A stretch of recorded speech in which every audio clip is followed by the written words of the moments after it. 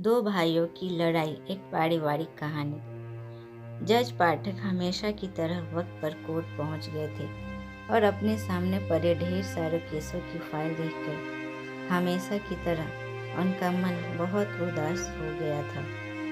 जब से वे जज बने थे, उन्होंने हजारों केसेस की सुनवाई की थी और इन सब में मारा मारी, धन दौलत, जमीन की लड़ाई, स्त्रियों के लिए लड़ाई, चोरी चकारी, लूटपाट, इन सब के अलावा और कुछ खास नहीं होता था। अपने रूटीन के हिसाब से उन्होंने अपने सामने पड़ी फाइलों को चेक करना शुरू किया। दूसरी फाइल उन्होंने उठाई ही थी और उस पर उनकी नजरें टिक गई। उन्हें यह केस बाकी सबसे अलग और खास लगा। उन्होंने इस फाइल को पूरा पढ़ डाला। यह केस एक छोटे भाई ने अपने बड़े भाई पर किया था और केस करने का कारण था माँ की कस्टडी पाना। पाठक जी की सबसे पहले इसी केस की कार्रवाई करने का फैसला किया। कोर्ट में सब हाजिर हो गए। जज ने सबसे पहले छोटे भाई को अपनी बात रखने का मौका दिया। छोटे भाई ने कहा, जज साहब, मेरी उम्र 50 वर्ष है और मेरे भैया की उम्र 60 वर्ष है। हमारी माँ जो 90 साल की है, वह बड़े भाई के साथ रहती हैं, लेकिन अब मैं चाहता हूँ कि माँ बाकी के बचे वर्ष मेरे साथ रहकर बिताए। माँ की सेवा करने का मौका अब मुझे मिलना चाहिए। मैंने बड़े भैया को काफ़ी समझाया कि अब आपकी भी उम्र हो चली है, अब आपकी सेहत भी अच्छी नहीं रहती और आप दिल के मरीज भी हैं। मैं अभी स्वस्थ हूँ, इसलिए बेहतर यही होगा कि माँ की सेवा करने का मौका अब मुझे दिया जाए। वैसे भी माँ पिछले 40 सालों से उनके साथ ही तो रह रही हैं। क्या मेरा हक नहीं बनता कि माँ मेरे साथ भी रहे? लेकिन बड़े भैया हैं कि इस बात को मानने के लिए राजी नहीं हैं, इसलिए मजबूरी में मुझे उन पर केस करना पड़ा। अब बड़े भाई की अपनी बात रखने की बारी थी। बड़े भाई ने कहा, यह बात सच है कि मेरी उम्र 60 साल है। यह बात भी सच है कि अब मेरी सेहत पहले जैसी नहीं रहती, लेकिन उतना ही सच यह भी है कि मैं सिर्फ जिंदा रह पा रहा हूँ तो इसलिए क्योंकि मेरे माँ मेरे पास है। चाहे मेरी सेहत कितनी भी खराब हो, चाहे मेरी ज़िंदगी नर्क जैसी हो, लेकिन मेरी माँ मेरे पास होने की वजह से वही तकलीफ़ों भरी ज़िंदगी स्वर्ग जैसी बन जाती है।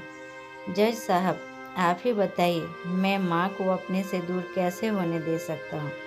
जज ने बड़े भाई से कहा कि तुम खुद कहते हो कि तुम्हारी सेहत अच्छी नहीं रहती, तो भला तुम कैसे अपनी माँ की देखभाल अच्छे से कर पाओगे?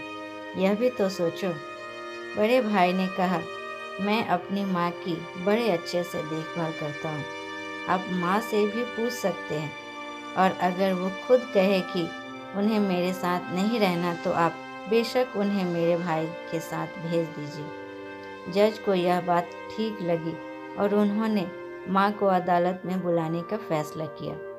90 साल की बूढ़ी माँ बड़ी ही कमज़ोर थी और वो जैसे तैसे व्हील चेयर से अदालत में आई।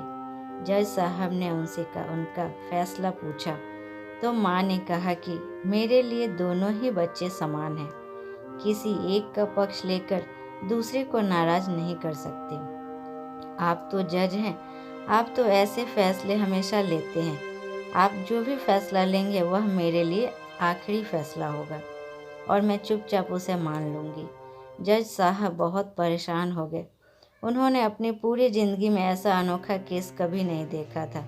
हमेशा दो भाई अपने माता पिता को एक दूसरे पर थोपते, यह कहता तुम रखो तो दूसरा कहता तुम ही रखो। जज को आश्चर्य तब और भी ज़्यादा बढ़ गया कि जब उन्हें यह पता चली कि माँ के पास दोनों बेटे को वसीयत में देने के लिए एक फूटी कौड़ी भी नहीं थी। बड़े सोचने विचारने के बाद जज ने फैसला किया कि माँ को अब छोटे भाई को सौंप देना चाहिए। ये फैसला सुनते ही बड़ा भाई जमीन पर बैठ पड़ा और फूट फूट कर रो पड़ा। उसे रोता देख कोर्ट में हाजिर सभी के साथ जज की भी आंसू निकल पड़े।